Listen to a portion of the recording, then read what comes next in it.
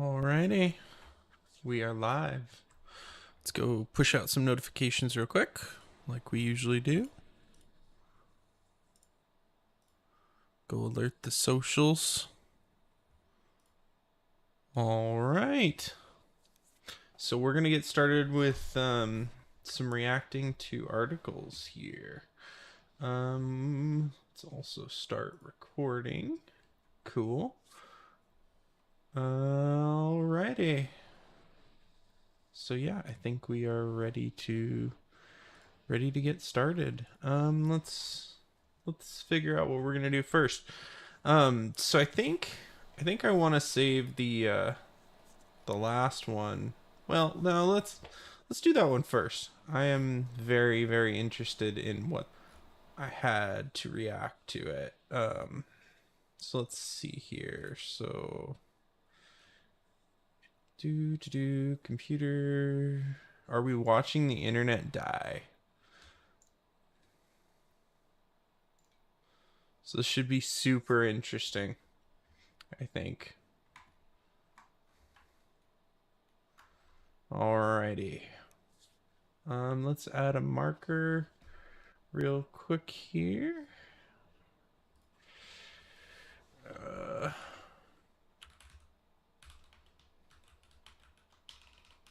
Are we...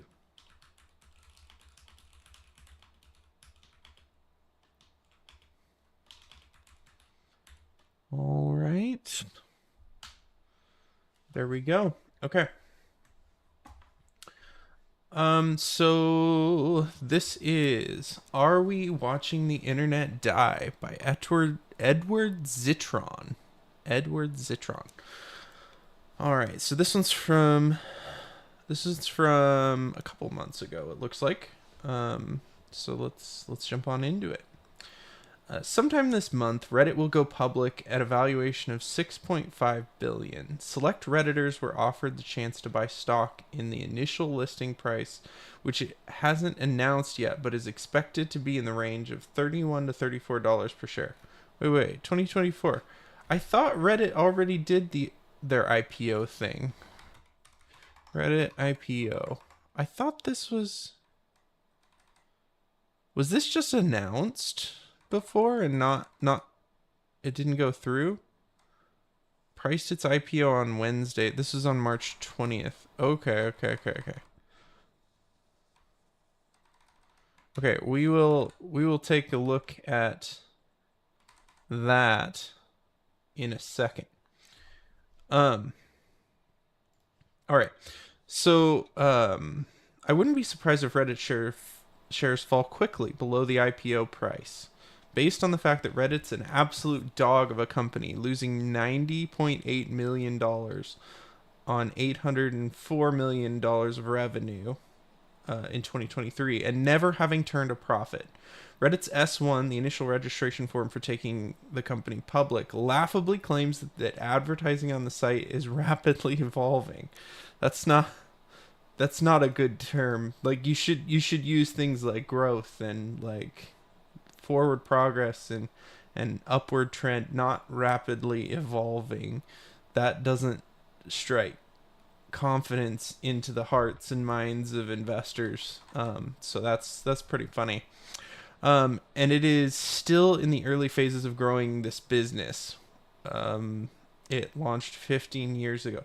That's a 15-year-old business that's still in the early phases. I mean, you should have probably figured out how to be profitable by then, but okay.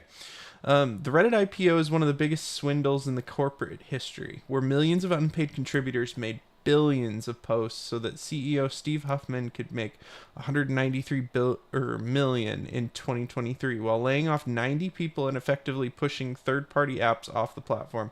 That was insane. That was such a slimy move. It was crazy. Amazon took like 12 years to get anywhere. I mean, I guess you've got a point. I mean, some companies do take quite some time to turn a profit. Google took a long time too, I think, actually. I guess. So maybe I'm wrong. Maybe that isn't as unusual But hello, hello, by the way. Um, but yeah. Okay, so um, pushing third-party apps off the platform by charging exorbitant rates for API access, which in turn prompted several prolonged strikes by users. While some of the most popular subreddits going silent for a short period of time, Reddit in turn effectively cooped these subreddits, replacing their long-standing moderators with ones of its own choosing. You don't actually own the platform. This is a company. Yeah, you don't actually own your data or your platform. Oh, let's not go there yet. Maybe we'll go there later, but not yet. People who would happily toe the party line and reopen them to the public. Yep. No, I don't want to join the newsletter right now. None of the people that spent hours of their lives lovingly contributing to subreddits or performing the vital but thankless role of moderation will make a profit off of Reddit's public listing. But Sam Altman will make hundreds of millions of dollars for his $50 million investment from 2014. I did not realize he was invested in Reddit. That's interesting. Reddit also announced that it had cut a $60 million deal to allow Google to train its models on Reddit's posts, once again offering users nothing in return for their hard work. Yep. If you're not paying for the product, you're the product. Sorry. Huffman's letter to the investors waxes poetic about Redditors keeping a deep sense of ownership over communities they create, and justifies taking the company public by claiming he wants this sense of ownership to be reflected in real ownership, as he offers them a chance to buy non-voting stock in a company that they helped enrich. Yeah. Huffman ends his letter by saying that Reddit is one of the internet's largest corpuses of authentic and constantly updated human-generated experience. That's a mouthful. Yeah, okay. The quality is definitely something that I mean, I guess this doesn't speak to this. It's just authentic and constantly updated. It's not okay. Before referring to the company's data advantage and intellectual property, describing Reddit's posts as data that constantly grows and regenerates as users conserve. We're at the end of a vast, multifaceted con of internet users where ultra-rich technologists trick their customers into building their companies for free. I don't think that this is necessarily... Well, okay, they trick their customers. Yeah, okay. I was reading this as they trick the VCs, but I think the VCs know what's going on. I don't think people understand necessarily that if they provide all this data for free and all this curation for free, that will necessarily transfer into them getting ownership of that thing long term. That doesn't happen. If you're not paying for the data, if you're not paying for it, it's not yours. And sometimes even if you do pay for it, it's not yours. But in this case, it's really not.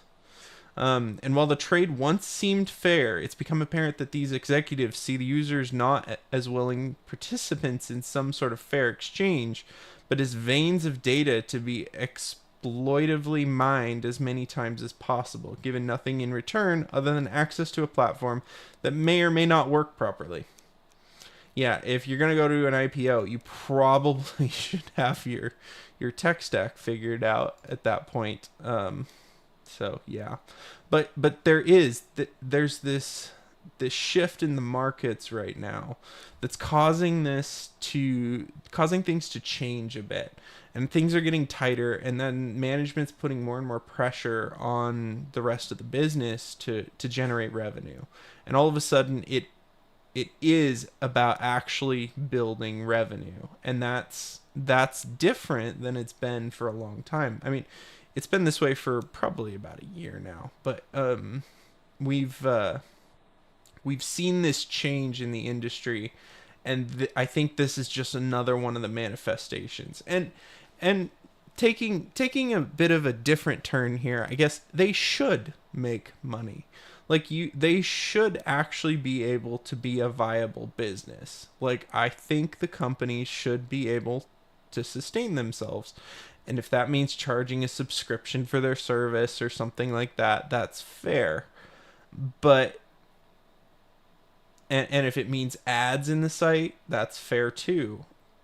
But taking something that was essentially free and then starting to charge more money for that same thing sucks. Every single time. That sucks.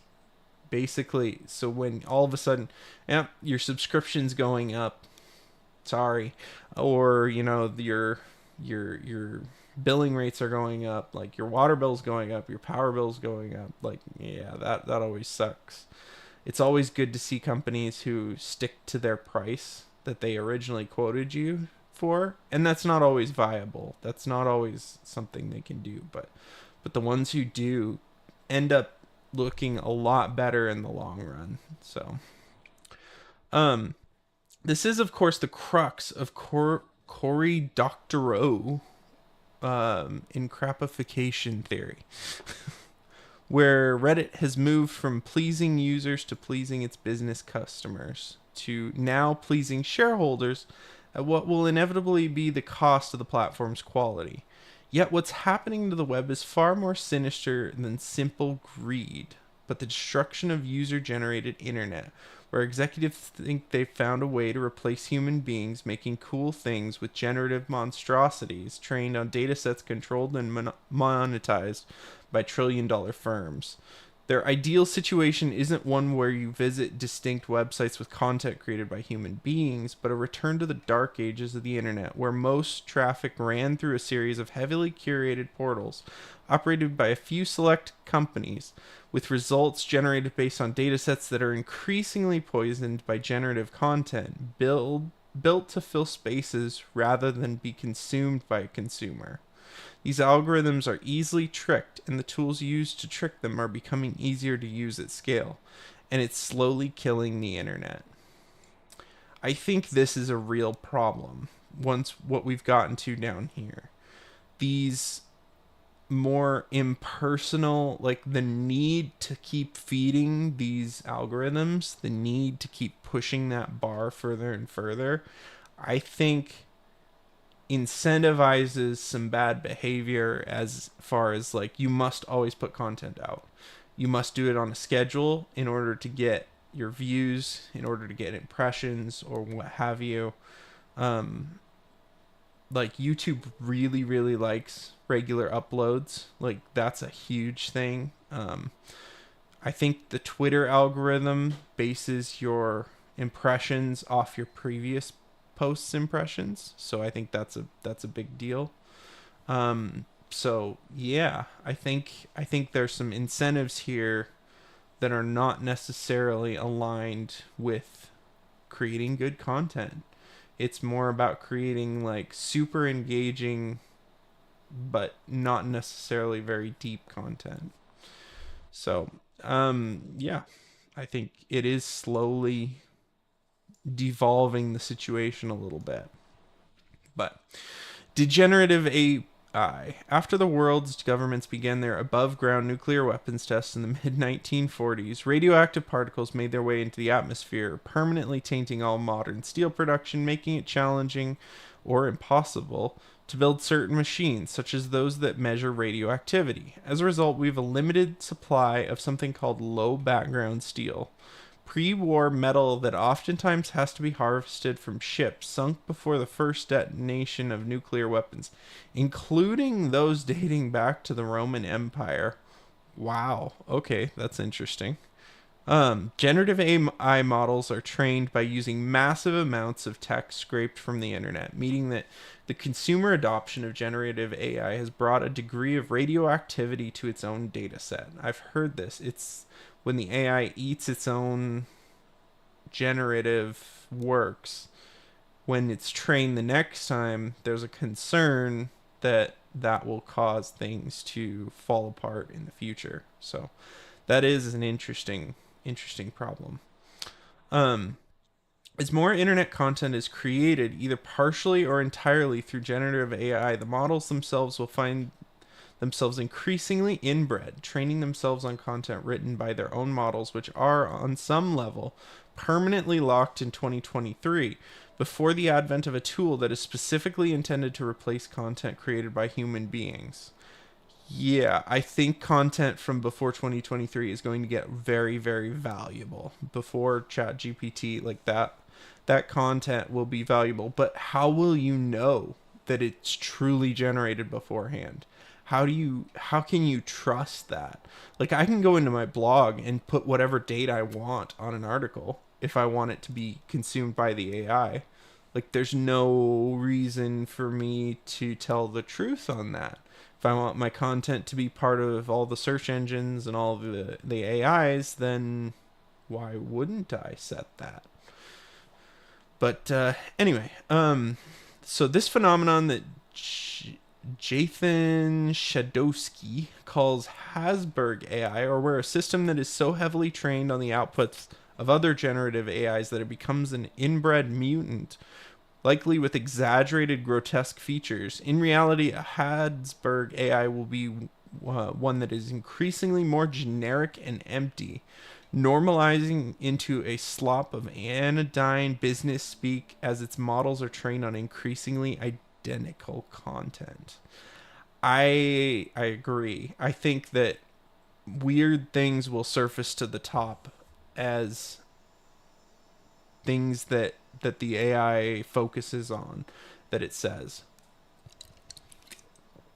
I think that we'll see some very interesting behavior come out of these things. And I think maybe we'll see the next generations of these things be more incremental. Although that probably was going to happen whether or not this is a problem or not. Like the next steps are going to be smaller and smaller.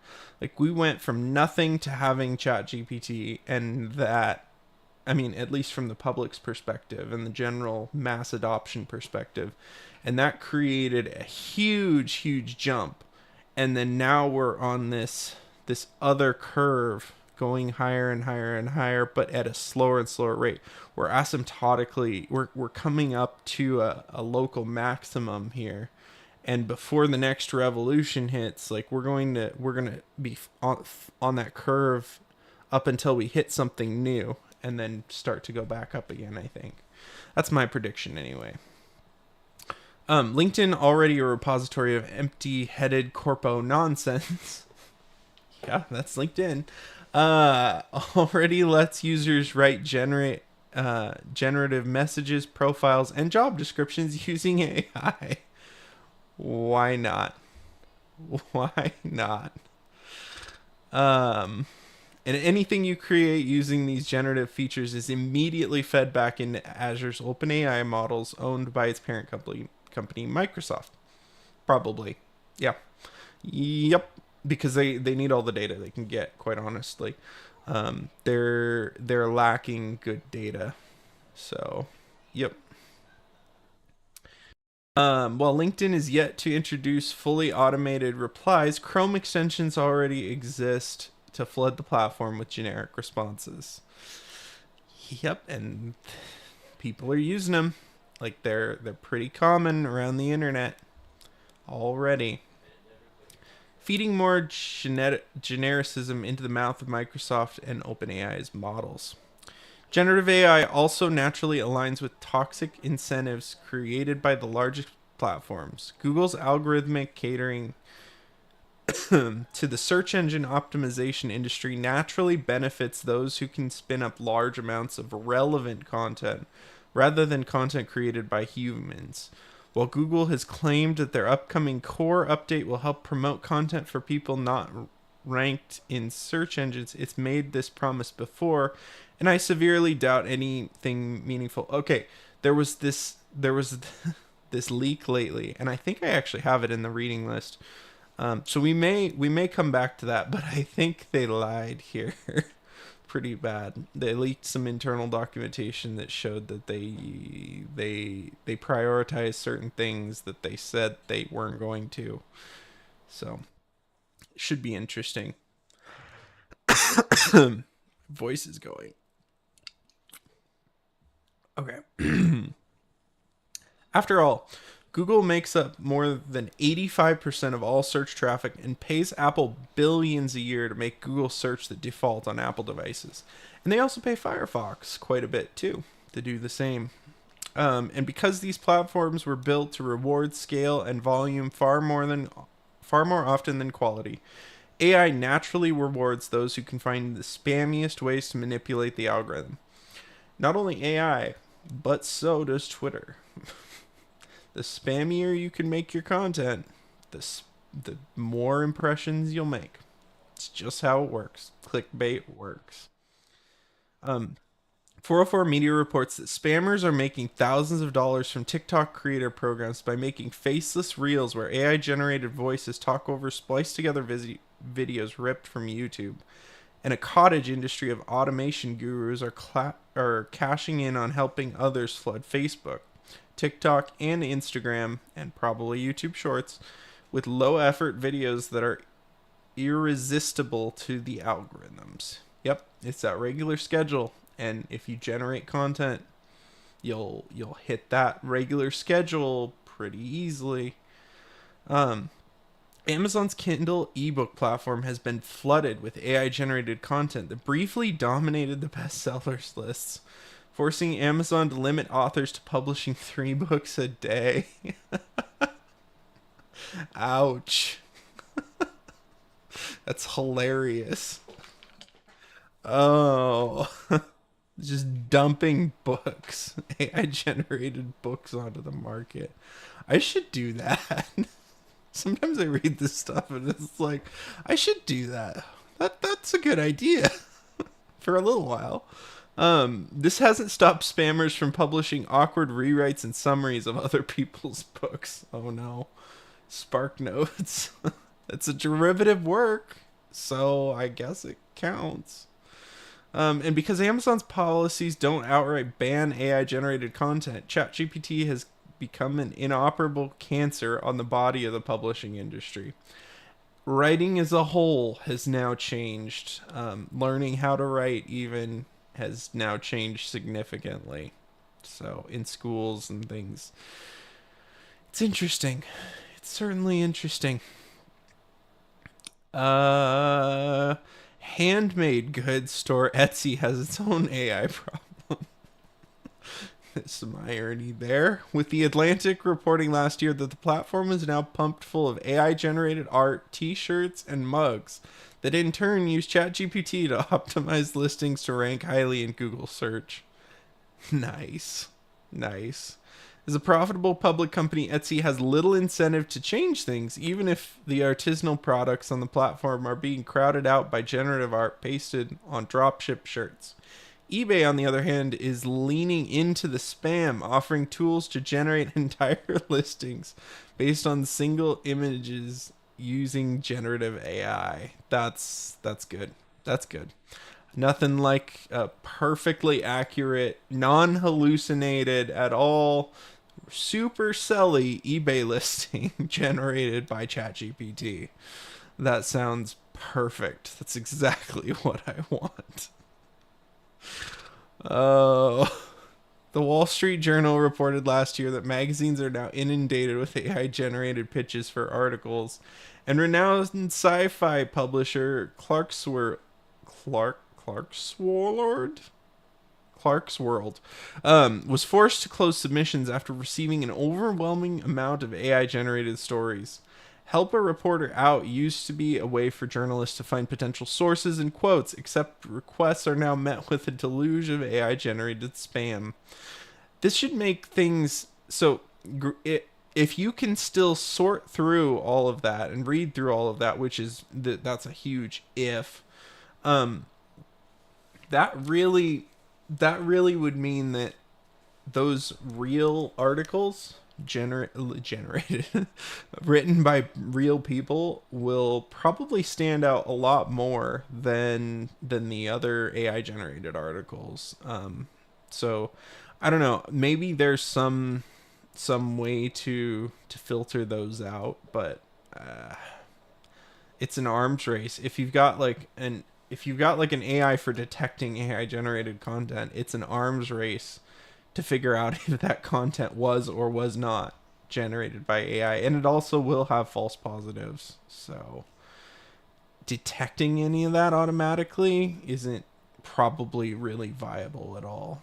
So the Wall Street Journal reported last year that magazines. Oh, we read that. These stories are, of course, all manifestations of a singular problem. The generative artificial intelligence is poisoned for internet dependent on algorithms. There are simply too many users, too many websites, and too many content providers to manually organize and curate the content of the internet, making algorithms necessary for platforms to provide a service. There's a lot of garbage out there, and something's got to sort through all of it, basically. That's one of the reasons that Mastodon doesn't really work, in my opinion. I don't think it really works. I post on there and I look on there a lot, but there's not the only curation you get is based on what the people you follow, and you don't. You can't get the good posts you can't find the needle in the haystack there. You need to find high quality posters in order to follow them, but you'll always have a hard time finding that good post from that one person who normally posts garbage. And that does happen. I mean, every once in a while someone's got a really good post. But how do you filter that out when you just open it up and say all things can go onto the feed? It's difficult. So you do need something there to sort through things. You don't have the time to go through all of this stuff yourself. But the flip side is that a lot of things can be missed. A lot of important things can be missed with algorithms. So I don't know what the answer is there. But that's the dichotomy. And I think there's a really good reason why the curated algorithm is working right now. I think it's because people want their content filtered to some degree. It's just they have no control over that filtering, essentially.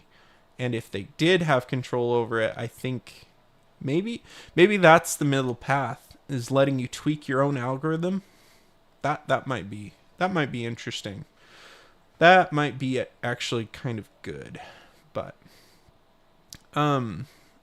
so things get worse when you realize the sheer volume of internet content makes algorithmic recommendations a necessity to sift through an ever-growing pile of crap. I think I just said that. Generative AI allows creators to weaponize the algorithm's weakness to monetize and popularize low-effort crap, and ultimately, what is a platform to do? Ban anything that uses AI-generated content? No way. That's generating ad revenue right now. Adjust the algorithm to penalize videos without people's faces? No, those videos pay the same. How does a platform judge the difference between a popular video and a video that the platform made popular? That is a good. I want to save that somehow. I want to save that for later. We're gonna tweak that for later. And if these videos are made by humans and enjoyed by humans, why should it stop them? Yep. No problem. Google might pretend it cares about the quality of search results, but nothing about Google's search decade-long decline has suggested it's actually going to do anything. Google's spam policies have claimed for years that scraped content, outright ripping content from another website, was grounds for removal from Google. But even then, the most cursory glance at any news search shows how often sites thinly rewrite or outright steal others' content. I don't think they outright steal. Especially in mainstream media, a lot of that is syndicated. So Associated Press will actually put out an article for bid, and then all the other media organizations can come in and bid to post that article on their site. So the person who wrote the article probably didn't even work for your CNNs or your Fox Newses or your MSNBCs. They probably never even worked for them because it's all syndicated through like Associated Press. So most of those journalists are probably just contract writers, and they're just making a premium based on if their content gets pushed or not. And so it's up to those news organizations to curate. So I think what's happening is a lot of them will publish good articles that both of them find. So I think that's a different problem per se, anyways. And I can't express enough how bad yet inevitable the existence of a $40 billion search engine optimization industry is, and how much of a boon being able to semi-automate the creation of optimization of content to the standards of an algorithm that Google has explained in exhaustive detail. While it's plausible that Google might genuinely try to fight the influx of SEO-generated articles, one has to wonder why it bothered to try now after spending decades catering to the industry.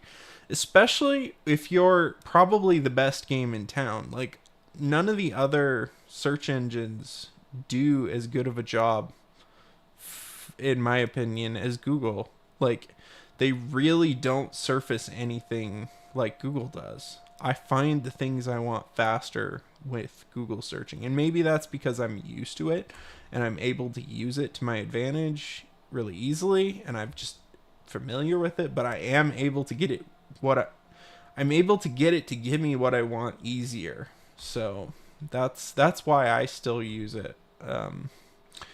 As we speak, the battle that platforms are fighting is against generative spam, a cartoonish and obvious threat, outright nonsense, meaningless chum that can and should and likely will be stopped. In the process, they're failing to see that this isn't a war against spam, but a war against crap. And what's the difference?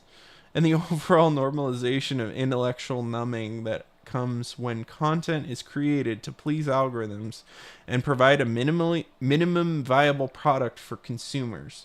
Google's useless results problem isn't one born out of content that has no meaning, but of content that only sort of helps. That's the right results, but doesn't actually provide any real thought behind it. Like the endless how to fix error code X results full of well-meaning and plausibly helpful content that doesn't really help at all. Stack Overflow, anybody? The same goes for Etsy and Amazon. While Etsy's spam is an existential threat to actual artisans building something with their hands, it's not actual spam. It's cheaply made crap that nevertheless fulfills a need and sort of fits Etsy's remit. Interesting perspective. The question is, does it fit enough? And that is what the market will decide. If it fits enough, then the cheaply made crap will continue to work. If it doesn't fit enough and people don't like it, then it won't stick around and they will remove it one way or another. Amazon doesn't have any incentive to get rid of low quality books that sell for the same reason that it doesn't get rid of its other low quality items. People aren't looking for the best, they're looking to fulfill a need, even if the need is fulfilled with poorly constructed crap. This is why furniture sucks. This is why you can't buy decent furniture online. Because they need to make it fulfill the need and make it the lightest they possibly can to make the most profit, because they want to save the most money on shipping. So that shoe rack you bought, it's just going to crumple as soon as you put anything heavy on it, because it wasn't made to do that. It was made to fulfill a need for a short-term period of time. It's the same thing. So, like I said, it really will. The market will bear. It's what the market will bear. If people want cheap crap, then cheap crap is what you're going to get. And AI is a great way to make a lot of cheap crap. So if people want it, you're going to get it. If they don't want it, maybe something better will come along. So if you want high quality stuff, that's what you should buy. That's pretty simple. Platforms likely conflate positioning with popularity, failing to see self-fulfilling prophecy of an algorithm making stuff popular because said stuff is built to please the algorithm, creating more demand for content to please the algorithm. Viral content is no longer a result of lots of people deciding that they find something interesting. It's a condition created by algorithms manipulated by forces that are getting stronger and more nuanced thanks to generative AI.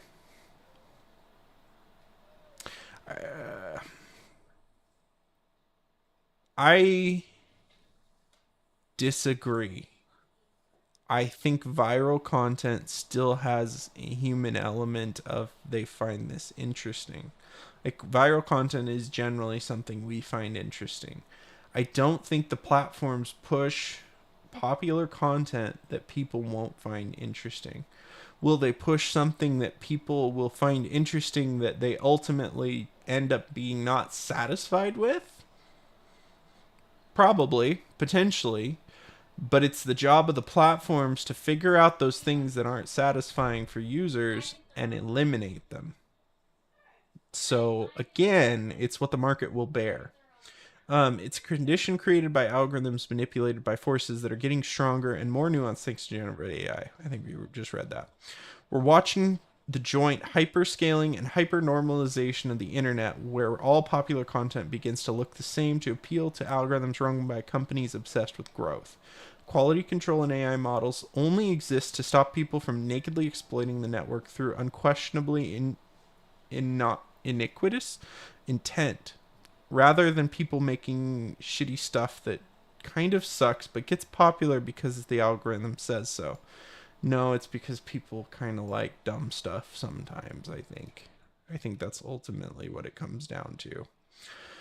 This isn't a situation where these automated tools are giving life to new forms of art or interesting new concepts, but regurgitations of an increasingly less unique internet because these models are trained on data drawn from the internet.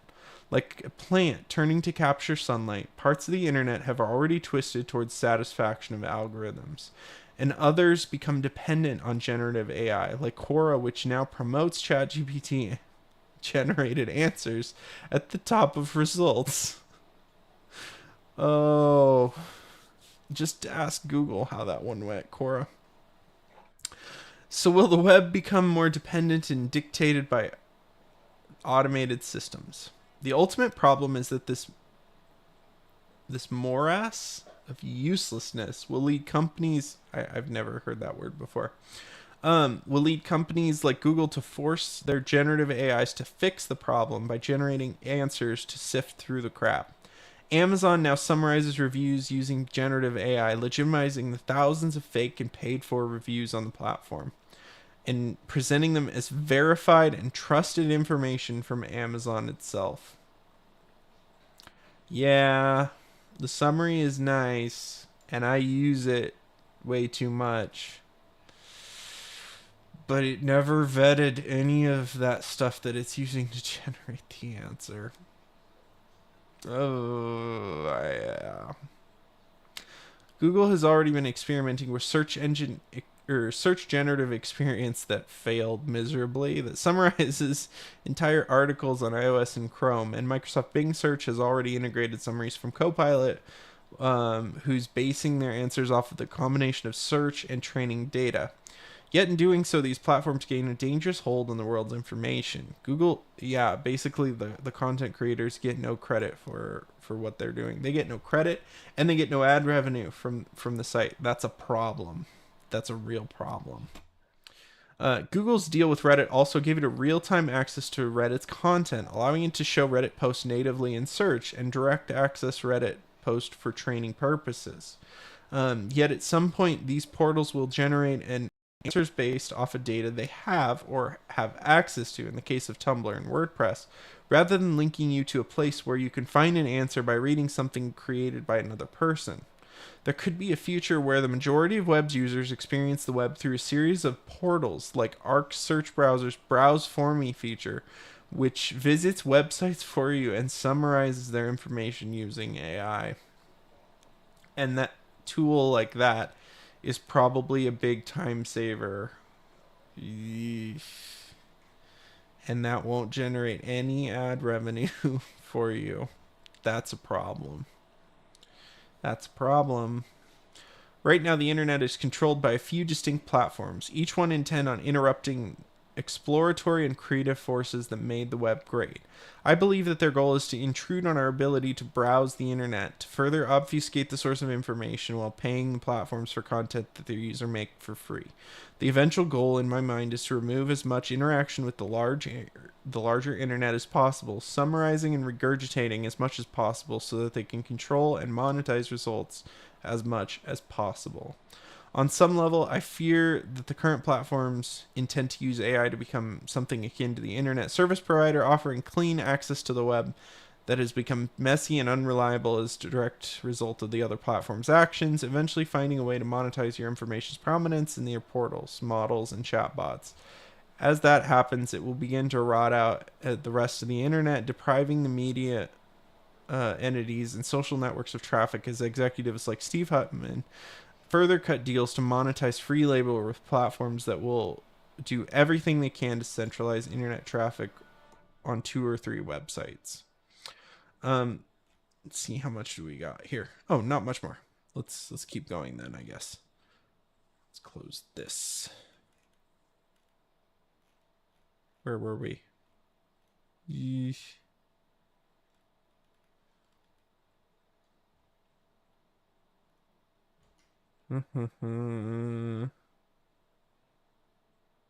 Where's Steve Huffman? Okay. As the internet becomes dominated by these centralized platforms and the sites they trawl for content, so begins the vicious cycle of Hasberg AI. OpenAI's chief ChatGPT and Anthropic's Claude are dependent on a constant flow of training data to improve their models, to the point that it's effectively impossible for them to authorate without violating copyright. I've had this thought. It's like there is in almost every model out there, there's copyrighted content. If we are saying that the content that's generated is derivative work, then that's probably okay and fair use.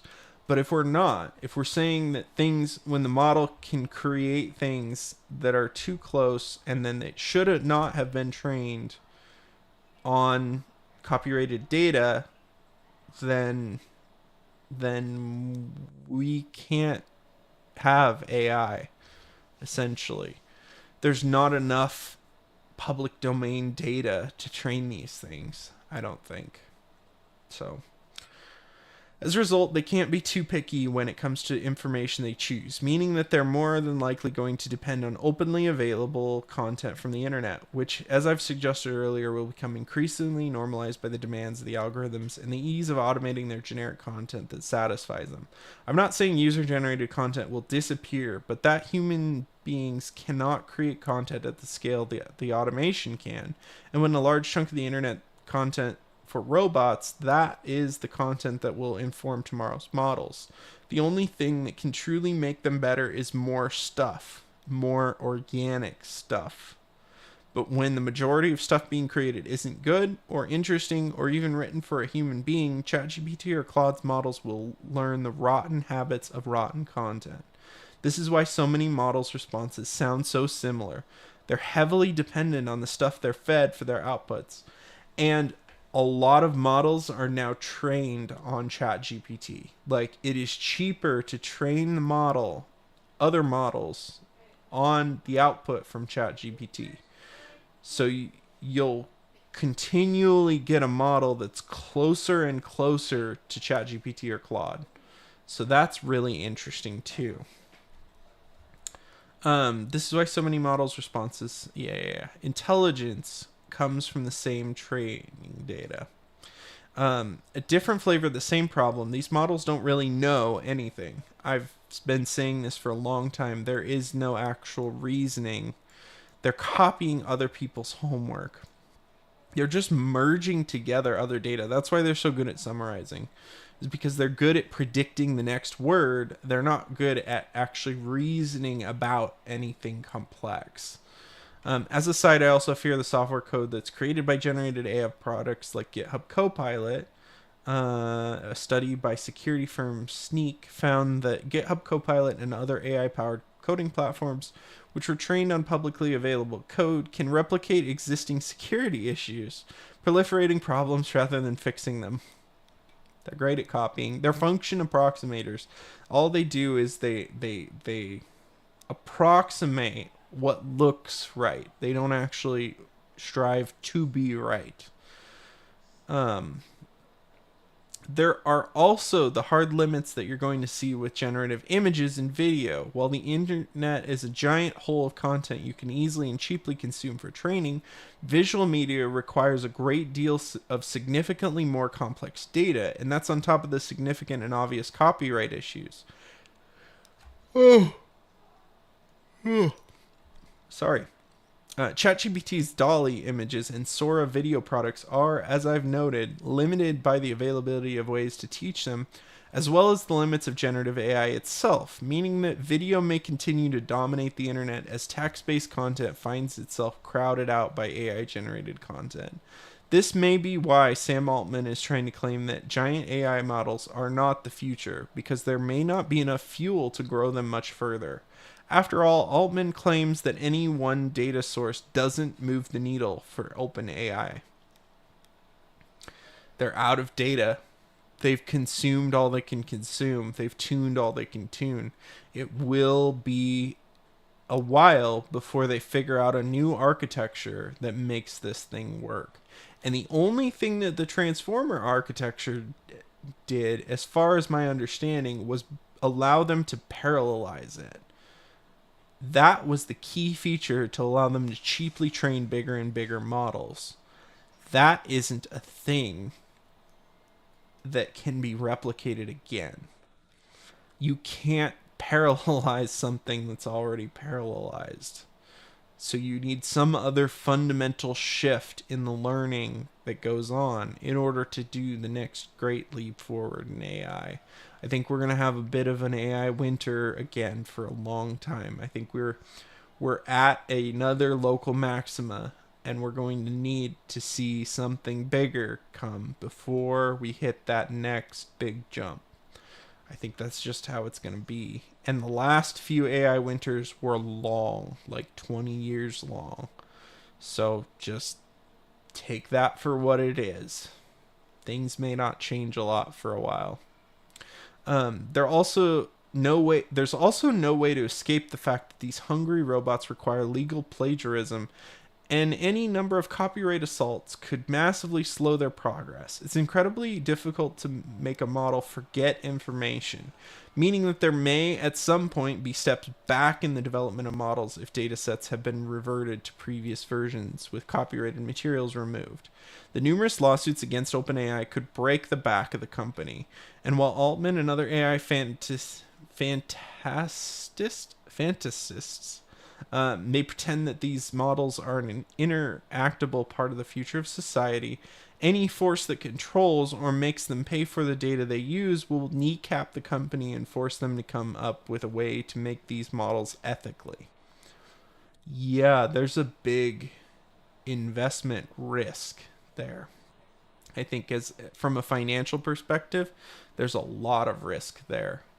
Yet the world I fear is no one where these people are allowed to run rampant, turning unique content into food for an ugly inbred monster of an internet. One that turns everybody's information sources into semi-personalized versions of the same content. These people have names: Sam Altman of OpenAI, Sundar Pichai of Google, Mark Zuckerberg of Meta, which has its own model called Llama, Dario Amodei of Anthropic, and Satya Nadella from Microsoft. And they are responsible for trying to standardize the internet and turn it into a series of toll roads that all lead to the same place. and they will gladly misinform and disadvantage billions of people to do so. Their future is one that's less colorful, less exciting, one that caters to the entitled and suppresses the creative. Those who rely on generative AI to create are not creators any more than a person that commissions a portrait is an artist. Altman and his ilk believe they're the new Leonardo da Vinci's, but they're little more than petty kings and rent seekers trying to steal the world's magic. Based. That can, however, be fought. Don't buy their lies. Generative AI might be steeped in the language of high fantasy, but it's a tool. One that they will not admit is a terrifyingly flawed and unprofitable way to feed the growth of at all costs tech engine. Question everything they say. Don't accept that AI might one day be great. Demand that it is today, and reject anything less than perfection from men that make billions of dollars shipping you half-finished crap. Reject their marketing speak and empty fantasizing, and interrogate the tools put in front of you, and be a thorn in their side when they try to tell you that mediocrity is the future. You are not stupid. You are not missing anything. These tools are not magic. They're fantastical versions of autocomplete that can't help but make there's some mistakes. Let's try that again. They're fantastical versions of autocomplete that can't help but make the same mistakes it's learned from petabytes of information it's stolen from others. All right. I think that was a pretty good article. That's a good one. Edward Zitron. I think overall, I think I agree. I think I'm very concerned. I think I'm quite concerned with the future of writing and written word in general. I think that this could be a huge problem. But I also think that the market is a great filter at getting rid of lots of crap on the market. It hits the market, it sits on the market, it convolutes product catalogs essentially. But it doesn't necessarily stay there for long because it doesn't sell. And when it doesn't sell, it sits on a shelf essentially, a proverbial shelf in a product catalog at like Amazon. And if it's not selling, they want to get rid of it. It's taking up space that could be putting things on into consumers' hands. And the more that people buy this stuff, the more they're going to show it. If people don't buy it, then I think we'll be okay. I think we'll actually do pretty well. But I think there's going to have to be some moderation of some of this stuff to actually be able to create good experiences for customers again. I think it's going to take some time. And I think part of that filter is you, the consumer, voting with your wallet. I think you are still in control. Ultimately, you're in control with your investment money. You're in control with what you actually buy and what you don't buy. So don't buy things that don't work. Don't buy things that don't create any value for you. Throw the junk food out. So, all right. If you disagree with me, if you think that this article is completely off base, let me know in the comments section below. Like and subscribe for more reads like this one, more commentaries like this one. We record them normally on around 8 p.m. Pacific Standard Time on Twitch over there. So thank you and have a good one.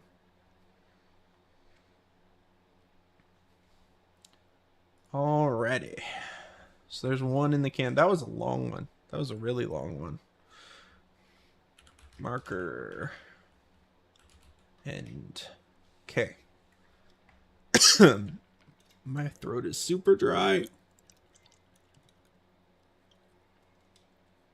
Okay. So what are we gonna do next? We should do a couple more. That was a really, really long one. We should probably do a shorter one for the next one. And we didn't even get into this stuff. But Yeah, so let's move this one off into finished. What else we got here? What else we got?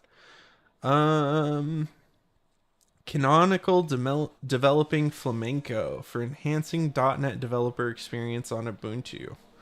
I wanted to look at that one. I'm not sure if that one's super exciting. Um, Moving beyond type system. I think this one was like interesting looking, but I think it's super. I think it's pretty long. Yeah, I don't know if we want to tackle another super long one again, but I do want to visit that at some point. Secrets from the algorithm. Google search internal engineer documentation is leaked. Yeah, I want to read this. This is the one. This is the one. This one oof, this one's pretty long too. But I think this one's important. So I think we're going to do it. Yeah. This is a lot of pictures too. So I think this will be okay.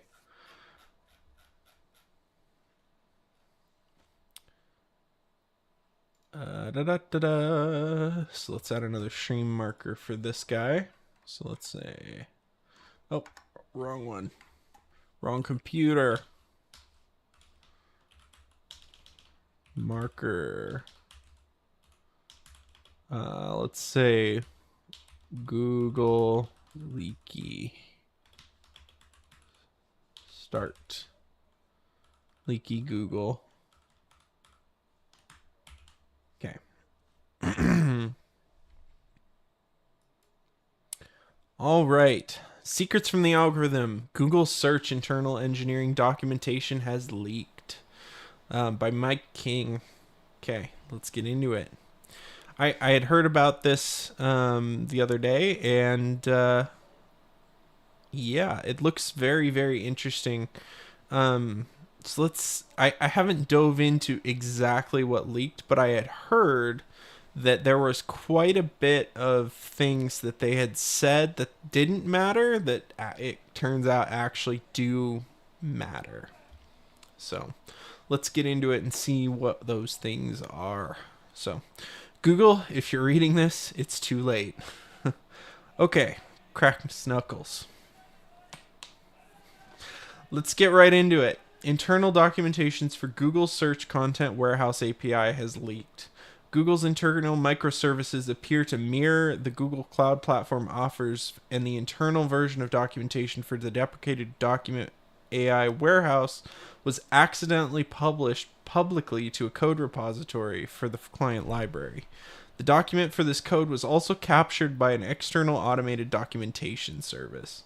Based on the change history, this code repository mistake was fixed on May 7th, but the automated documentation is still alive. In efforts to limit the potential liability, I won't link to it here, but because of all the code in the repository was published under the Apache 2 license, anyone that came across it was granted a broad set of rights, including the ability to use, modify, and distribute it anyway. Cool. This file was deleted. Deleted.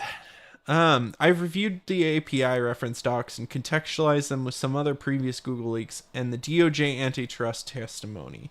I'm combining that with extensive patent and white paper research done in my upcoming book, The Science of SEO.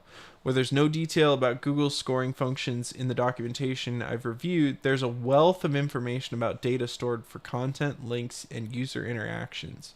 There are varying degrees of descriptions, ranging from the disappointingly sparse to the surprisingly revealing of the features being manipulated and stored. You'd be tempted to broadly call these ranking factors, but that won't be imprecise. Many, even most of them are ranking factors, but many are not. What I'll do here is contextualize some of the most interesting ranking systems and features, at least those I was able to find in the first few hours of reviewing this massive leak, based on my extensive research and things that Google has lied or told us about over the years. Lied is harsh. No, I don't think it is. I think it's accurate. But it's the only accurate word to use here. While I don't necessarily fault Google's public representatives for protecting their proprietary information, I do take issue with their efforts to actively discredit people in marketing, tech, and journalism worlds who have presented reproducible discoveries. My advice to future Googlers speaking on these topics: sometimes it's better to simply say, "We can't talk about that." Yeah, should be able to say that. Your credibility matters, and when the leaks like this and testimony like the DOJ trial come out, it becomes impossible to trust your future statements. Just say no comment. Don't try to make anything up. That's worse than just saying no comment. You're going to get sued. It becomes impossible to trust your future statements. I think we all know. Well, don't trust any. In my opinion, you shouldn't trust anything Google says. Like, they will say one thing and then do the exact opposite. Not because they actually lied, actually, but probably because the higher ups never told the people down below that they were about to shut their business down that next week. You know, that just speak volumes, doesn't it? Like, the people who are on the teams don't even know their division is shut down, and it's already shut down. Like, that's pretty cool, you know. That's good communication. So I think we all know people will work to discredit my findings and analysis from this leak. Some will question why it matters and say, but we already knew that. So let's get the caveats out of the way before we get to the good stuff. Limited time and context. With the holiday weekend, I've only been able to spend about 12 hours or so in deep concentration on all of this. I'm incredibly thankful to some anonymous parties that were super helpful in sharing their insights with me that helped me get up to speed so quickly. Also, similar to the Yandex leak I covered last year, I do not have a complete picture. Okay, so be careful. No scoring functions. Yeah. We don't know how things are actually weighted. Likely the first of several posts. Okay, appears to be current information. Alrighty. Commits. History for Elixir. Google use Elixir. Okay, cool. Automated regeneration of content warehouse client. Automated regeneration of content warehouse client. Correlation is not causation. Okay, this one doesn't really apply here, but I just wanted to make sure I covered all the bases. There are 14,000 ranking features and more in the docs. There are 2,596 modules represented in the API documentation, with 14,000 attributes that look like this. Compressed quality signals. This containing doc signals compressed include Mustang and Terra Google. For Terra Google, this message is included per doc data, limited memory, documents, attributes, discussion, score, effort, page quality, use. I don't know what UGC is. Product review, P promote page. Interesting. Experimental Q star delta signal. Not propagated. It's meant to be populated as serve time. NSR team, WSJ, Wall Street Journal data? Whoa. What? That can't be right. That can't be what that WSG means. The purpose of this field is to be read by experimental Q star component. I don't know anything about the Q star search algorithm. In order to quickly run LEs with Delta components, product review, PD demo site. Yeah, so product review gets times by 1,000 and floored. Okay. So there is some function data here. Okay. Q star site signal not propagated. Match domain demotion. Quality converted from fields. So I assume that's for bad domains. The ranking gets demoted. The modules are related to component of YouTube, assistant, books, video search, links, web documents, crawl infrastructure, and internal calendar system, and the people API. Just like Yandex, Google's systems operate on a monolithic repository or monorepo. The machines operate in a shared environment. This means that all code is stored in place, and any machine on the network can be part of Google's systems. Okay. Yeah, I think it sounds like Kubernetes. So yeah, I would assume that's like Kubernetes. So random app two, CPU intensive job, random app, yeah. Shared environment. Everything runs on top of that Linux host. Yep, that's pretty much Kubernetes. Okay. The leaked documentation outlines each module of the API, breaks them down into summaries, types, functions, and attributes. Most of what we're looking at are proprietary or property definitions for various protobufs that get accessed across the ranking system in order to generate SERPs, search engine result pages, what Google shows searchers after they perform a query. Okay. Yeah, this is just saying how protobuf works. Many of the summaries reference Go links, which are URLs on Google's corporate intranet that offer additional details for different aspects of the system. Without the right Google credentials, you can't view the code. Okay.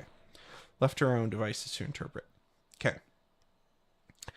API docs reveal some notable Google lies. Interesting. Let's see what they are. Google spokespeople have gone out of their way to misdirect and mislead us on a variety of aspects about how their systems operate in an effort to control how we behave as SEOs. Or the engineers misled the marketing people too. That happened. That never happens. The engineer simplifies it for the marketing person, the PR person. Just saying. That never happens, right? Could be could be a semi-honest mistake. Um Google spokespeople have gone to their way to misdirect and mislead us on a variety of aspects of how their systems operate in an effort to control how we behave as SEOs. I won't go as far as calling it social engineering because the loaded history of that term. Let's instead go with gaslighting. Nice.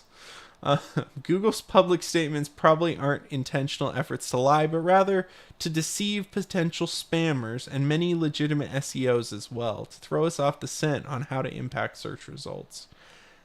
They have an incentive to keep certain things quiet from you, to keep certain details of how the search algorithm works, because if people know how to game the system, they're going to game the system. And once people game the system, then the content that's created isn't going to be really great. So they're relying on obscurity here. It's security through obscurity, essentially, which is not a good thing. But they kind of have to. They don't necessarily have a whole lot of tools right now to filter anything like that. But below, I present assertions from Google's employees alongside facts from the documentation with limited commentary so you can judge for yourself. We don't have anything like domain authority. Google spokespeople have numerously times said that they don't use domain authority. I've always assumed that this was a lie by omission and obfuscation. By saying they don't use domain authority, they could be saying they specifically don't use Moz's metric called domain authority. They could also be saying that they don't measure authority by or importance for a specific subject matter or domain as it relates to a website. This confusion by way of semantics allows them to never directly answer the question as to whether or not they calculate or use site-wide authority metrics. Gary Iles, an analyst on Google's search team who focuses on publishing information to help website creators, has repeated this assertion numerous times. Would a backlink to a JPEG URL have the same impact in the algorithm as a static URL? Not sure I understand. For domain authority, would a backlink to a JPEG URL be as impactful as a web page URL? We don't really have overall domain authority. A text link with an anchor text is better, though. And Gary's not alone. John Mueller, search advocate who coordinates Google search relations, declared in this video, we don't have website authority score. I'm not real sure. I'm going to be honest.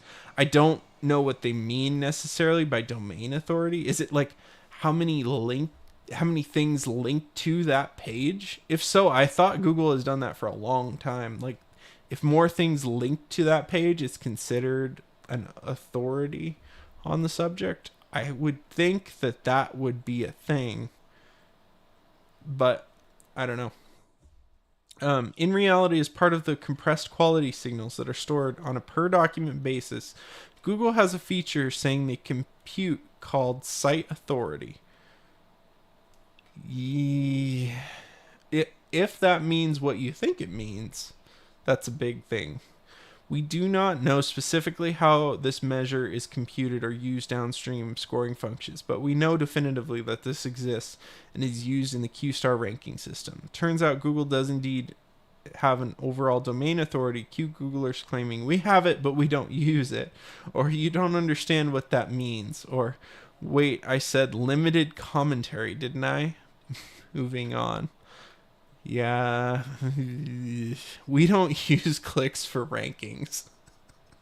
Why would you not? Oh, who said that one? Clicks should absolutely be used for rankings, shouldn't they? Like, you would think if someone clicks on the thing more often, you'd want to have the thing be higher up in the search results, right? Right? What other metric do you have other than if the user goes to the site because it looks right? Oh, I don't know why I think that's so funny, but if someone thinks that they don't use clicks for rankings, that's wow. Okay. Let's put this one to bed for good. Testimony from Pandu Nayak in the DOJ antitrust trial recently revealed the existence of glue and nav boost ranking systems. Nav boost is a system that employs click-driven measures to boost, demote, and otherwise reinforce ranking in web search. That seems reasonable. That seems like something that Google would probably do. Nayak indicated that NavBoost has been around since 2005 and historically has been rolling 18 months of click data. The system was recently updated to use rolling 13 months of data to focus on web search results, while a system called Glue is associated with other universal search results. But even before that reveal, we had several patents, included 2007 time-based ranking patent, which specifically indicates how click logs can be used to change results. So there's good evidence that something like this exists. We also know that clicks as a measure of success is a best practice in information retrieval. We know that Google has shifted towards machine learning driven algorithms, and ML requires responses to variables to refine its performance. One of those metrics is clicks. If someone clicked on an article or a search result, like, that would be a good indicator for you. You'd think, anyway. Despite this staggering evidence that there is still confusion in the SEO community due to the misdirection of Google spokespeople and the embarrassingly complicit publication of articles across the search marketing world that uncritically repeat Google's public statements. They measure clicks. I never would think that they wouldn't. So, if I was building a search engine, I would. Gary Eyes has addressed this click measuring issue many times. In one instance, he reinforced what Google search engineer Paul Harr stated in his 2016 SMX West talk about live experience, saying that using clicks directly in rankings would be a mistake. Last month we used quality update. How's Google assessing the quality? How do clicks factor in? We use clicks in different ways.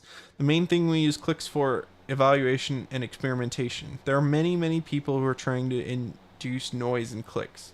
This person, for example, is experimenting with clicks using links directly in ranking would be a mistake. In personalized results, if you have a search for an apple, we would most likely search you a disambiguation box. We have to figure out if you mean company or food. Then we'd look at the click you made.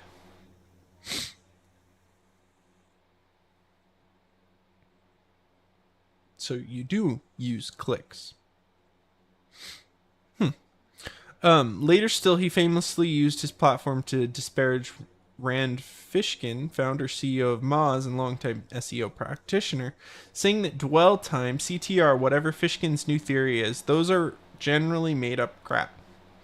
I'll answer this quickly. Waiting for plane and I'm bored. I'm supposed to answer question tomorrow.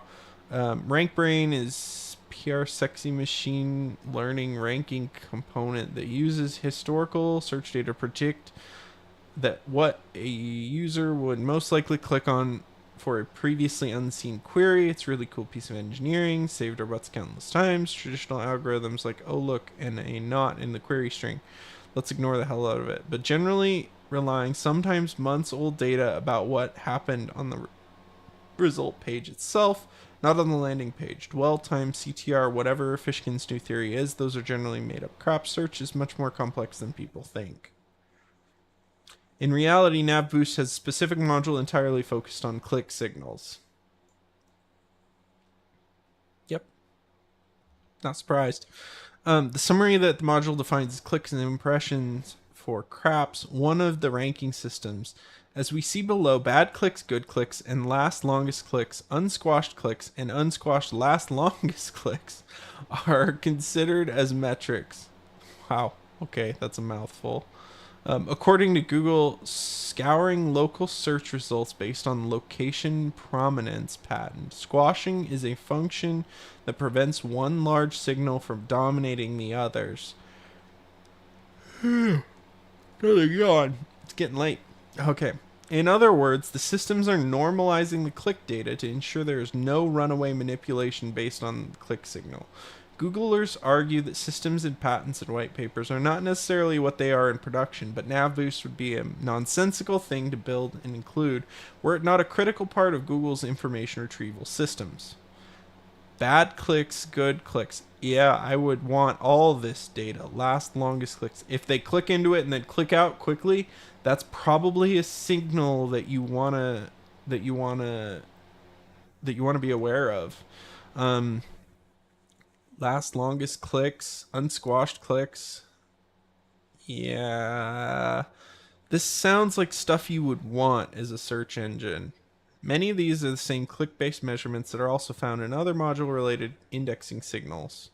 Oh, we are not very far into this, are we? They're same also found in another module related to indexing signals. One measure is the day at last good click. Suggests that content decay or traffic loss over time is a function of a ranking page not driving the expected amount of clicks for its SERP position. Okay. So yes, Google does not mention CTR or dwell time by those exact words in the documentation, but the spirit of what Rand proved, clicks on search results and measures of a successful search session are included. And they should be. I think Google should do that.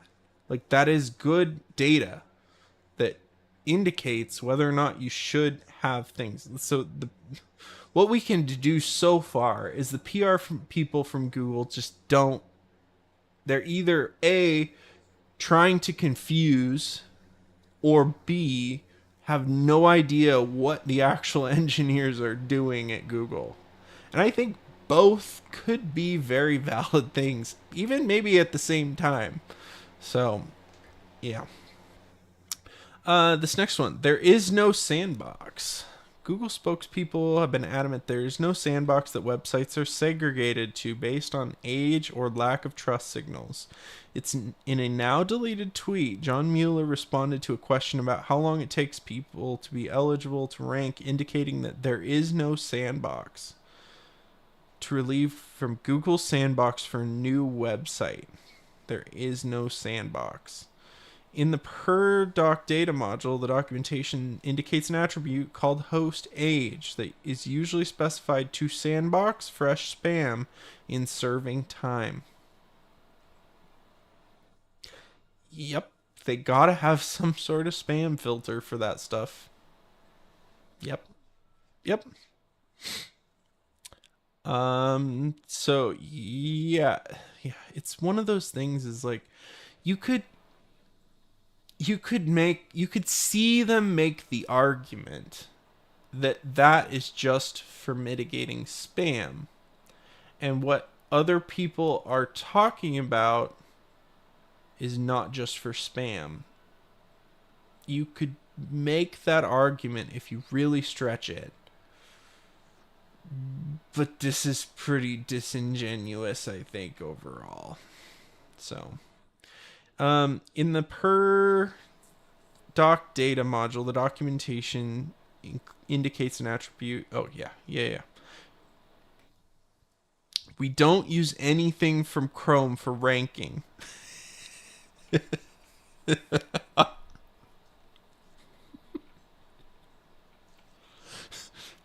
Y'all actually believed that one?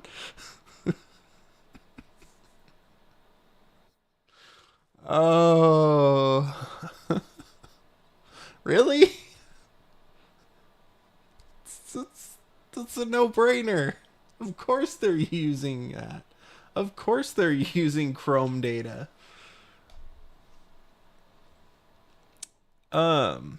Matt Cutts has previously been quoted as saying Google does not use Chromium data as part of organic search.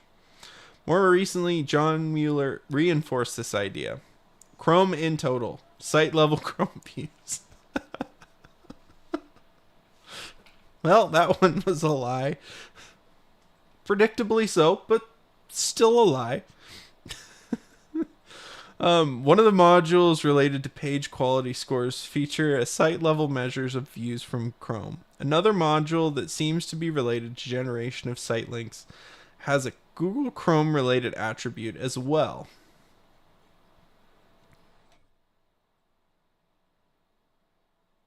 Yep.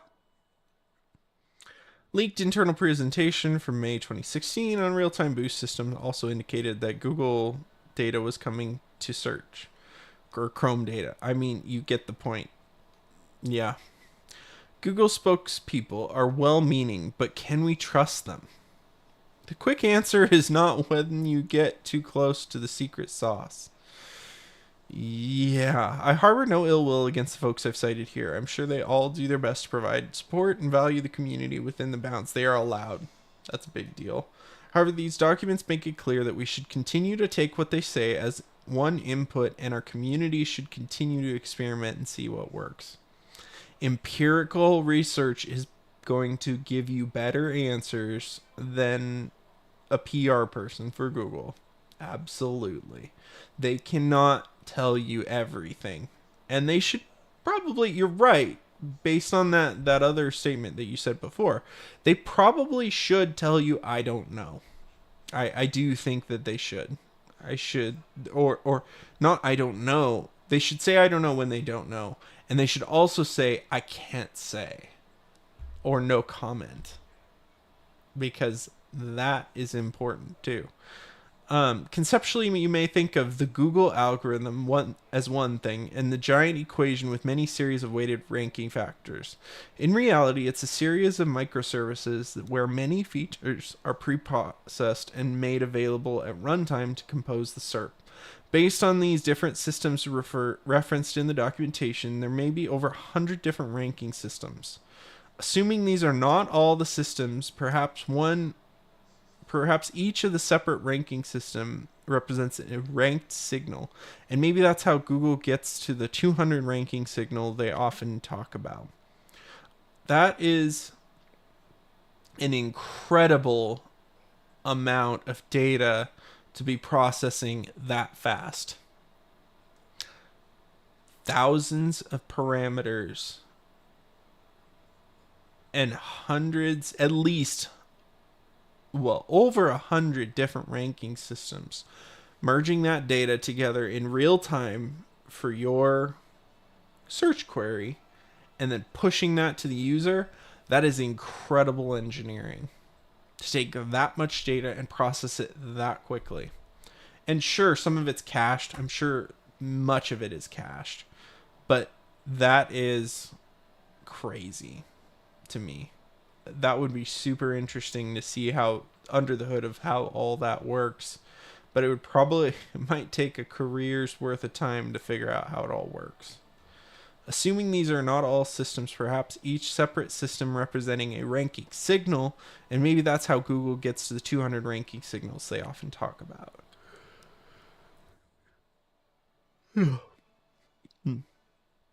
In Jeff Dean's Building Software Systems at Google and Lessons Learned talk, he mentioned that earlier iterations of Google sent each query to 1,000 machines to process and respond in the sub 250 milliseconds. He also diagrammed an earlier version of the system architecture abstraction.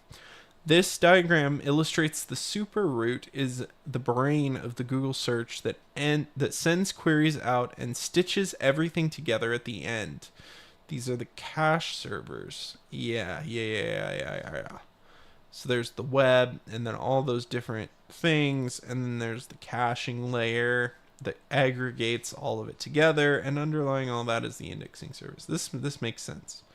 Distinguished researcher Mark Narjuk, in his recent generative engine information retrieval presentation, showed an abstracted model of Google search with its RAG system. This diagram illustrates a series of different data stores and servers that process the various layers of a result. So content, crawler.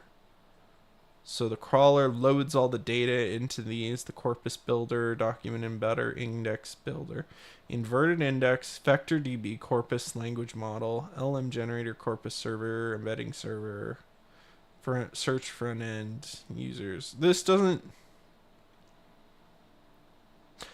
tell me much. Google's whistleblower Zach Voorhees leaked on this slide, which showcases the relationships of the different systems within Google by their internal names. Several of these are referenced in the documentation. Chauffeur, Neat, Google TV, Google Now, Play Apps, Sybil Brain.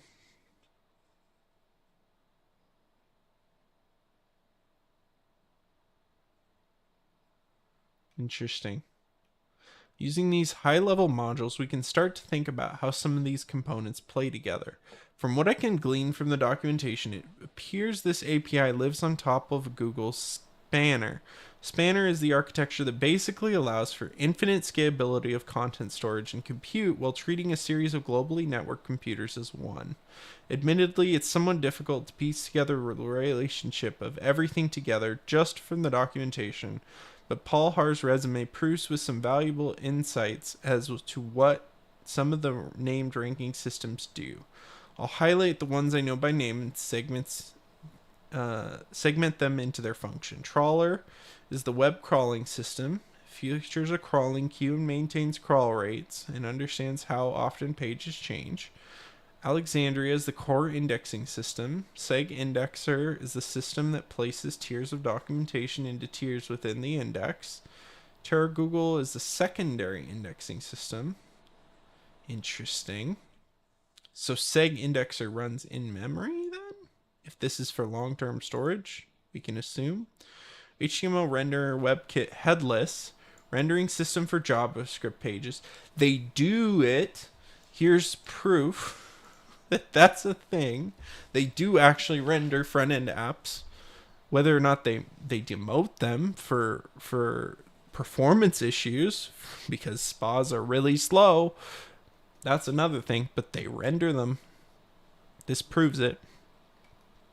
Link extractor, extract links from pages. WebMirror, system for managing canonicalization and duplication. Okay. Mustang, the primary scoring, ranking, and serving system.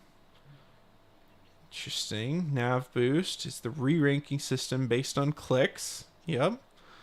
Re-ranking system for documents based on freshness. So time is an aspect as well. Web chooser score, name and snippet scoring. Google Web Server is the server that the front end of Google interacts with. Yeah, superroot, the brain of Google search. This is the aggregation layer. System generates snippets for the results. Glue, system following the universal results, including the user behavior. Cookbook is the system for generating signals. Okay. So this is the spyware. Got it. Um, as I said, there are many more systems outlined in these docs, but it's not clear what they do. For example, Saft and Drishti from the above diagram are also represented in these documents, but their functions are unclear, and they looked relatively important here. So, interesting. ML team. Is that ML or MI team? Interesting. Um, what are twiddlers? There's limited information online about twiddlers in general, so I think it's worth explaining them here so we can better contextualize the various boost systems that we encounter in the docs. Twiddlers are re-ranking functions that run after the primary A-score algorithm or A-score search algorithm. They operate similar to how filters and actions work in WordPress, where what is displayed is adjusted right before being presented to the user. Twiddlers can adjust the information retrieval score of a document or change the ranking of a document. A lot of the live experiments and named systems we know about are implemented in this way. One time I made a change to API definition of superroot, the service that powers Google, to disable twiddlers without realizing all of YouTube search depended on it, and I brought down YouTube search for a couple of hours. Oops. Oh no. Yikes. I would love to hear stories from senior plus engineers who push the F ups to prod to know I'm not crazy for feeling some type of way to be told my code quality is poor due to code being pushed to prod that I quickly fixed when I found the issues. Just want to know if this is something. Twiddlers can offer category constraints, meaning diversity can be promoted by specifically limiting the types of results. For instance, the author may decide to only allow 3 blog posts in a given SERP, and this can clarify when ranking is a lost cause based on your page format. Ooh, interesting. So sometimes your rank can be affected based on how your format is. Interesting. Um, maybe not. I might be misreading that. When Google says something like Panda was not part of the core algorithm, this is likely means it's launched as a twiddler and a re-ranking boost or demotion calculation and then later moved into primary scoring function. Think of it as similar to the difference between server-side and client-side rendering. So they're different layers in the pipeline essentially. Presumably any of the functions with a boost suffix operate using the twiddler framework. Here are some of the boosts identified in the block. Nav, quality, real-time, web image. By naming conventions, they're all pretty self-explanatory. Okay. There's also an internal document about twiddlers I've reviewed that speaks to this in more detail, but this post sounds like the author saw the same doc as I did. Key revelations that may impact how you do SEO. So,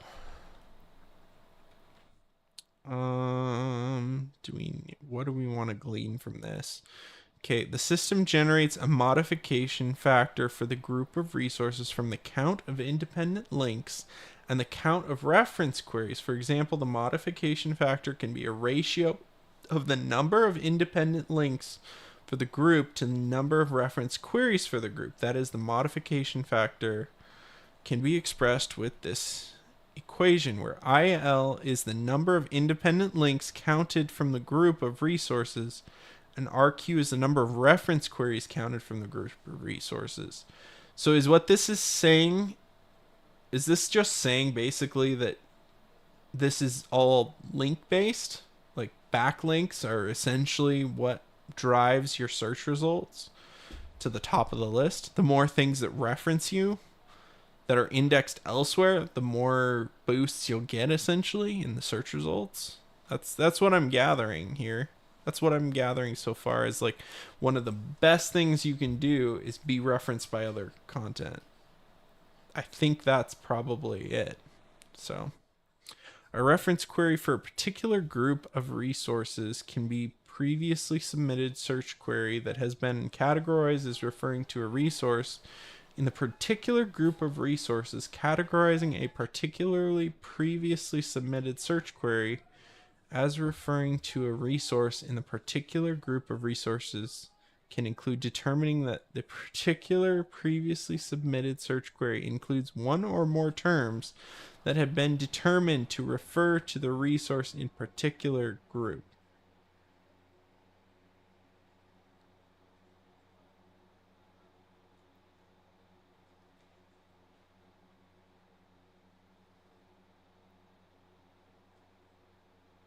So this is saying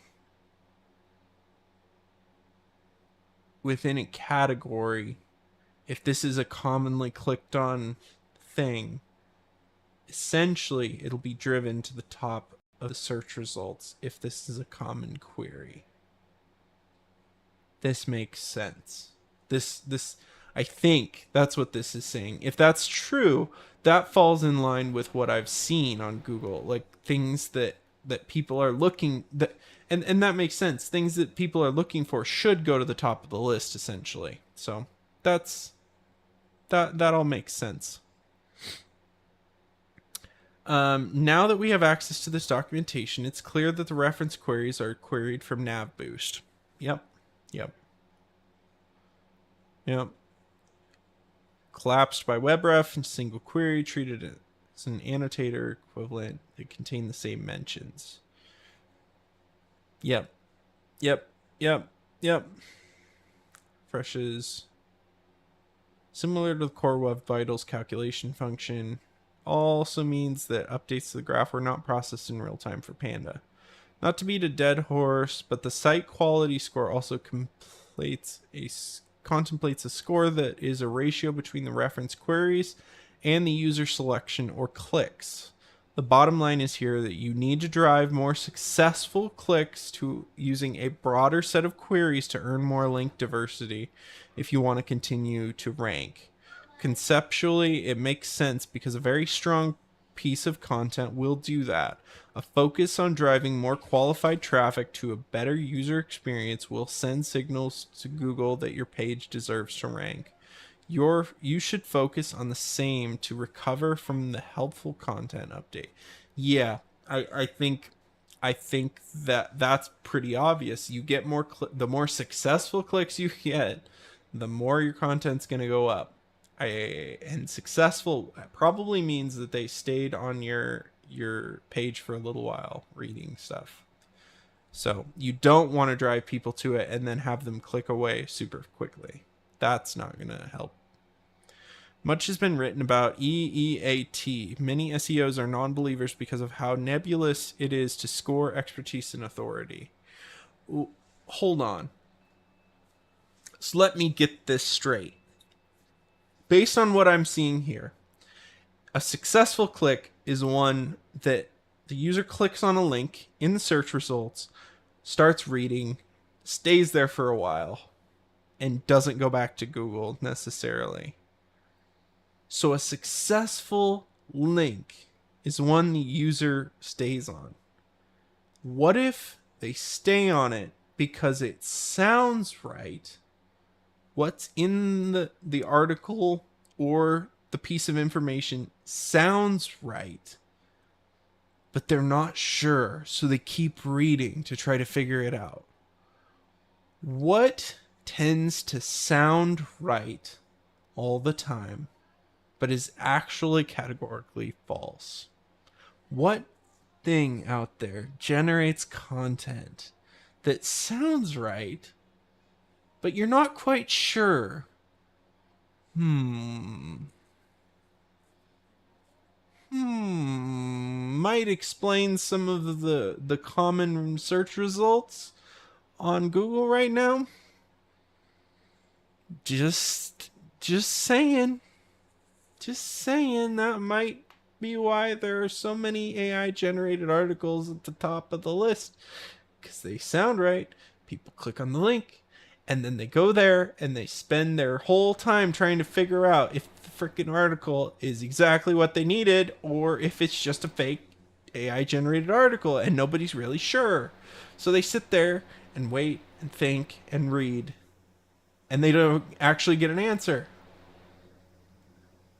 Yeah, that's not good. That's not good at all.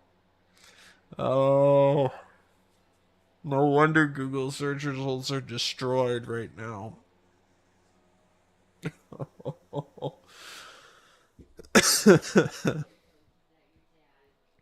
Much has been written about EEAT. Many SEOs are non believers because of how nebulous it is to score expertise and authority. I previously highlighted how little author markup is actually on the web. Prior to learning about vector embeddings, I did not believe the authorship was a viable enough signal at web scale. Okay. Nonetheless, Google does explicitly score the authors associated with the document as text. Ooh. Ooh, so they're tracking your how your content does across websites. Sneaky, sneaky. They also look to determine if an entity on a page is also the author of the page. Yeah, they're trying to find the author of the document.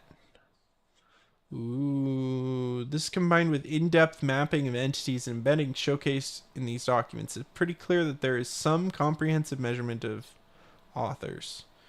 Demotions. So these are the things that get demoted for. Anchor mismatch. When the link does not match the target site it's linking to, the link is demoted on calculations. Google's looking for relevance on both sides of a link. Yeah, if you have an anchor tag in there and that anchor tag doesn't exist, they're going to demote you. SERP demotion, signal indicating demotion based on factors observed from SERP, suggesting a potential user dissatisfaction with the page as likely measured by clicks. Okay. Nav demotion applied to pages exhibiting poor navigation practices or user experience issues. Yeah. Domain demotion, the exact match domains would not get as much value as they did historically. There is a specific feature for their demotion. Ooh. Whoa, what is this? Exact match. If the thing is the exact match, domains with low quality content. Oh. This is a good thing. Those things, those domains that copy a bunch of data and then just capitalize on exact matches. Okay. Okay. This makes sense. Yeah, you want to demote that. There's no specific product information, but it's listed as a demotion and probably related to product reviews update. So they demote it if it's a product review, not promote it. Interesting. Location, global pages, and super global can be demoted. Attempts to associate pages with the location and rank them accordingly. This makes sense. People in certain locations are going to be more interested in certain things. Porn demotions, yeah, that makes sense. Other link demotions we'll discuss. Okay, source type. This is really long, so I'm going to kind of skip ahead here, I think. Let's skip into the meat of this phrase. Anchor spam count. Many spam phrases found in the anchors among unique domains. So these are just looking for spam, essentially. That makes sense. Yeah, like looking to see if, like, I assume what that's doing is probably looking to see, hey, does this have, like, are there tags for a crap ton of different disparate, unrelated things in here? That probably would demote you. Considered for all pages. Home rank. Page rank. Okay. Home pages is considered. Information about the source page is a home page. It can only be one of the enum valuables, not homepage, not trusted, partially trusted, or fully trusted. Okay, so you want to be a fully trusted homepage. Otherwise, your stuff is going to get demoted. And then that's going to affect your rest of your pages because you're an untrusted authority of that, or you're not a trusted authority, a domain authority at that point. Always, you should be focused on the quality and the relevance of your links instead of the volume. Yep. Yep, that makes sense. Font size in terms of link matters. Ooh. Interesting. Really? Bold and underline text to make them appear more important. Seen people say this is still worth doing. I was skeptical, but now I see that Google is tracking the average weighted font size in terms of documents. Really? They're doing the same for anchor text of links. The anchor is for experimental purposes and should not be used in serving. Ooh. Interesting. So I should make all of my links bold and increase the font weight. Got it. Got it. Did not see a single mention of disavow. I don't know what disavow is. Documents get truncated. Short content scored for originality.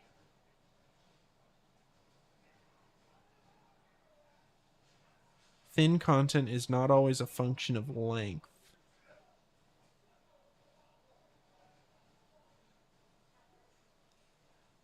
Interesting. Page titles are still measured against queries.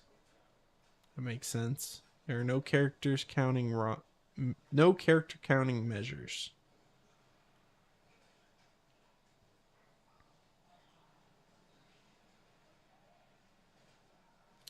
Is the prefix. Okay, so you don't want to overdo your prefix. Like, I assume that's your abstract, like your description. Dates are very important. Yeah, they want fresh data, essentially. Domain registration info is stored about pages. Video sites are treated differently. Your money, your life is specifically scored? What? What is that?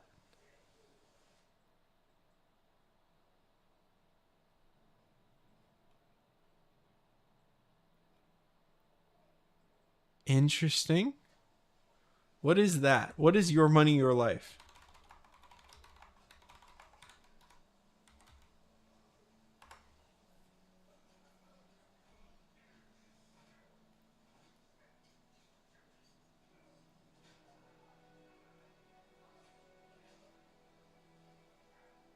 Is it this specific book?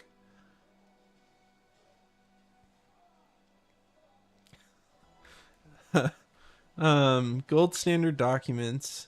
There's no indication.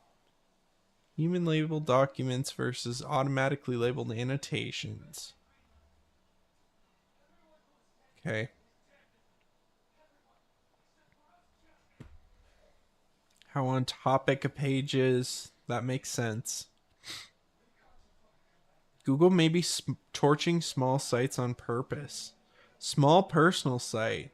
Score of a small personal site in Go promotion blogs.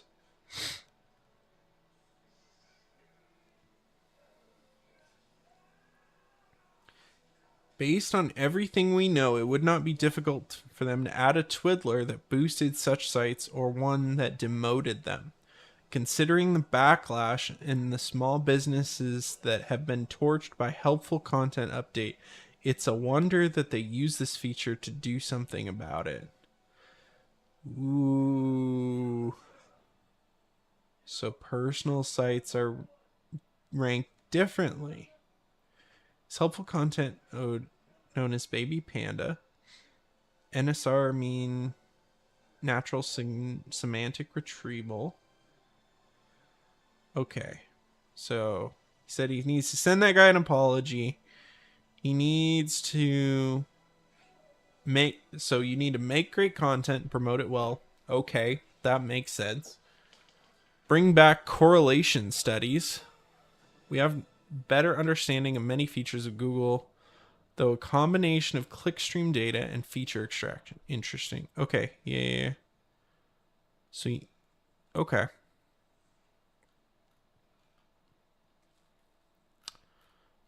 All this was by Mike King. Okay. So this was all right. This is interesting.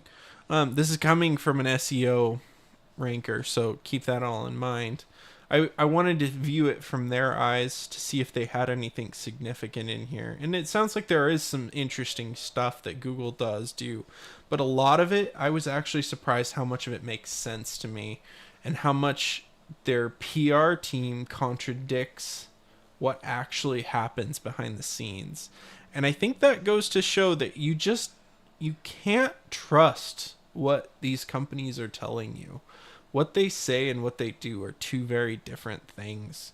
And whether or not that's due to like communication issues or that's due to outright like malevolence or just they just want to make money. I you just can't take these things at face value. You have to take everything the PR team says at these companies with a grain of salt, which is so when Microsoft says that what we can learn is that when Microsoft says Microsoft Recall will be processed locally on your device, you can assume that that's probably not the case. That maybe it's processed locally, but all the data about what it found on the page is probably going back to Microsoft. Things like that. Probably you can assume that these things will be used for ad revenue. Like, we can't know for sure whether or not these things are true or not until like a leak like this comes out. And I mean, to be fair, we can't even be sure that the leak is true. It looks right based on like the circumstances. It looks like this stuff accidentally got committed to a repo and then, everyone's looking at it. But I don't know if you can even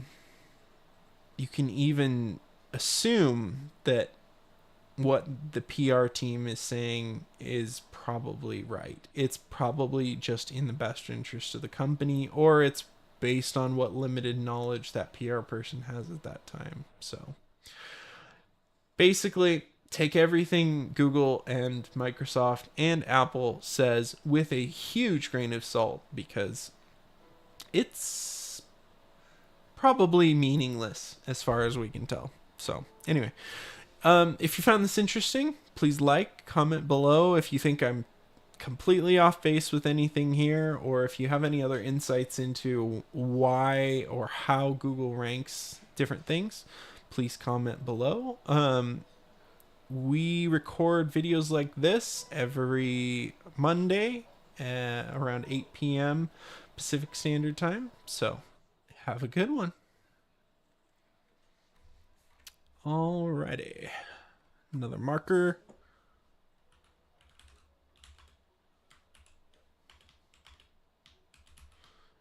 That actually wasn't quite as interesting as I was thinking it was going to be. I was thinking there was going to be some more juicy stuff, but most of it we've seen before actually. So, I mean, I don't think that's super helpful.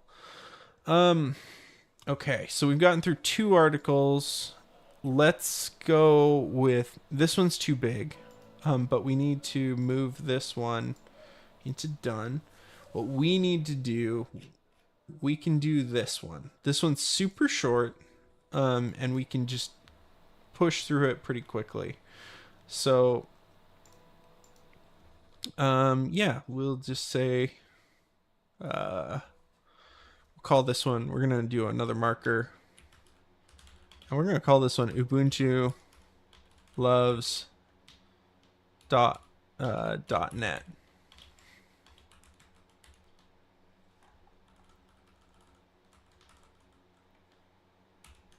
Okay. Alrighty. So, okay. Canonical is developing Flamenco for enhancing .NET developer experience on Ubuntu. Okay. Let's zoom in here a little bit. Okay. One of the newest open source projects in development by Ubuntu Maker Canonical is a new C# written program called Flamenco. Flamenco has been seen development begin on this month and is specifically described as a maintenance tool for packaging tool chains on Ubuntu. Digging through the C# source code and Microsoft Visual Studio solution files, indeed it's about .NET packaging in particular. Interesting, they use a. I mean, I guess the .NET CLI allows you to deal with solutions, so that's pretty normal. This tool is still being worked on by some of the Canonical engineers as part of their Microsoft .NET team. The tool is still in early stages, with just being started on May, but can be used for helping to build Debian packages of .NET software, and yes, Snap support is coming. There's also a Snapcraft package describing Flamenco as Flamenco is a CLI tool that helps toolchain developers manage many different package versions and releases from a single Debian folder source tree. It would appear Canonical is continuing to ramp up the .NET story for Ubuntu Linux and continuing to make it a better platform for .NET developers to utilize. Their weekly team updates also continue to be heavy on the .NET side. Interesting. So I want to go look at the source code to this. Let's go look and see what this looks like here. So maintenance tools for packaging tool chains on Ubuntu. 100% written in C#. Okay, so this doesn't really tell me much. So let's go to our program CS here. So we've got build root command, invoke async. We've got task from exception, provides tooling for mandatory maintainers of .NET Ubuntu packages. Okay, so that's the root command. Root command is a build command. Okay. So where's the build command coming from? Actually, let's look at the using Flamenco commands. Build command. Build various packaging related targets. Build Debian tarball command. Builds Debian tarball for specific packages in series from provided source directory. So we have an argument for the package series. So .NET 8 Noble. Ooh, okay. So you can specify what version of Ubuntu and what version of .NET you're targeting here.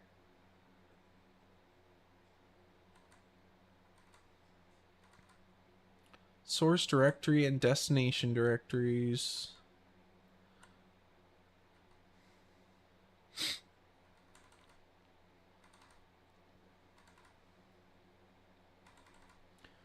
So what else do we have here? Failed builds, succeeded builds. So you're building a build of each for each targeted version. What were some of the other commands in here? Command options. What do we got? Source directory, destination directory. Is this just copying things into tarballs? Flamenco tarball builder. What's this doing? So for each file, inspect the file extension. The file has the same build target directory as that. Okay. Destination directory exists. So this is just a file copy program, essentially.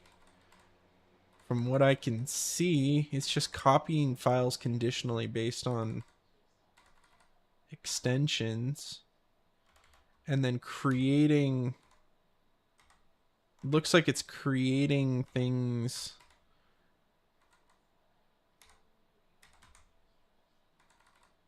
This is all commented out. What did this do?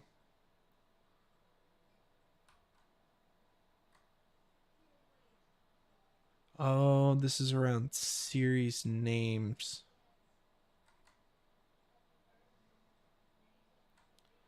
So I assume, well, I won't assume.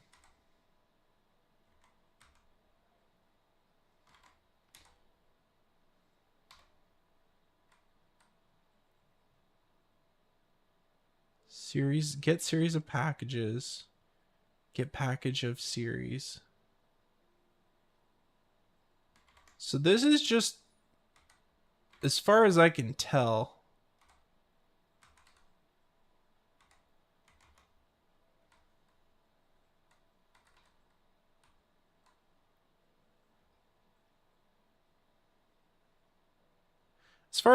this is a glorified copy tool for copying .NET code for different versions of .NET and different versions of Ubuntu to help package managers target multiple different types. I don't see anything in here that's like significant as far as like helping people build UIs or anything with .NET, but this does look like it probably helps make like CLI tools and stuff. This will probably help at least a little bit. So it'll be interesting to see more come out of this. And I think it's cool that Ubuntu is getting more and more into the C sharp world, because I think it's a great language and it's a great platform. I think Microsoft has some stewardship issues with .NET, but I like the technology as a platform, and I'm really interested to see if there's some good UI stuff. Like .NET MAUI is great. I don't think .NET does .NET MAUI. I don't think it supports Linux. Does it? Mac OS, Windows.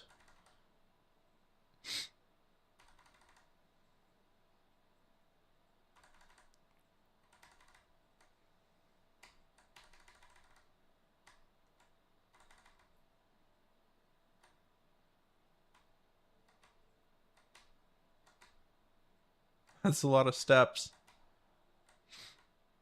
Android Studio.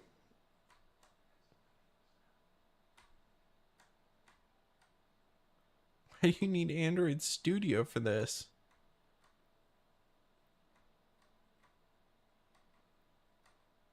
I just want to see the payoff. Oh, this is just building. No. Yeah, I don't think .NET MAUI works on Linux, and I think that's a shame. So I think that's the biggest gap I see right now. But this could be a good start to that. This could indicate that Canonical is willing to put forward some tools to help Microsoft put in more work as far as like allowing .NET more heavily on the Ubuntu platform. And I'm excited to see that. There's many things, like you can ahead of time compile all this stuff. You don't need to like install the .NET runtime necessarily with your application. Like it's not like it used to be. And so like you don't have to like ship mono with everything if you're on Linux. So I am excited to see what comes out of this. And see if you can start building actual like apps and games and things more easily on Linux. So hopefully more to come. This is really basic stuff. This is like super infrastructure level stuff. So hopefully this isn't the end. So we'll see. If you like this video, please leave a comment. Please like and subscribe to the channel. If you want to be a part of creating these videos, you can join us on Twitch around 8 p.m. Pacific Standard Time on Monday evenings. Everybody have a good one.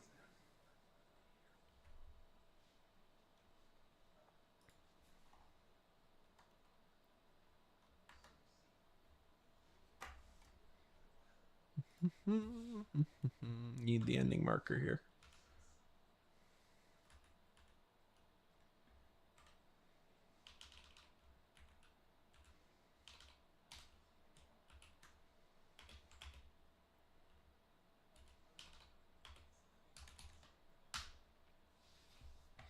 All right, so that's 3 videos, and we're past 10 o'clock. 2 long ones and a short one. I think we probably can wrap up for tonight. I got work tomorrow in the morning, so I think anyone who's still watching, looks like most people have dropped off by now, which makes sense. So everybody have a good one. Bye.